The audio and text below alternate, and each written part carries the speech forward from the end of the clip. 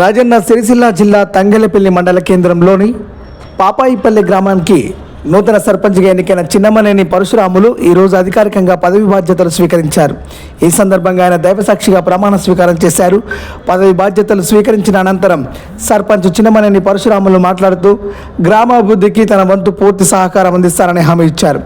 IKP కేంద్రం సక్రమ నిర్వహణతో పాటు మురికి కాలువలు, రోడ్లు తదితర మౌలిక వసతుల అభివృద్ధిపై ప్రత్యేక దృష్టి సారిస్తామని తెలిపారు. ప్రజల సహకారంతో పాపాయిపల్లి గ్రామాన్ని మరింత అభివృద్ధి పదంలోకి తీసుకెళ్లేందుకు కృషి చేస్తారని ఆయన తెలిపారు. నాకు నమస్కారం.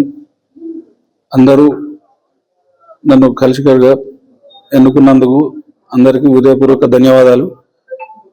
ఎప్పటికైనా కానీ ముందుండి చేస్తానని డ్రైనేజీలు కావచ్చు, వాటర్ సదుపాయం కావచ్చు, ఇంకా మహిళా భవనం కానీ, సిసి రోడ్లు కానీ ప్రతిదానికి ముందుండి ఈ శ్మశాన వాటికే సిసి రోడ్ కానీ, ఐకేప్ సెంటర్ కానీ ఇవన్నీ చేయడానికి ముందుండి చేస్తానని మీరందరి సహకరించాలని కోరుతూ శుభాకాంక్షలు తెలుపుకుంటూ అందరూ కలిసికట్టుగా ఉండి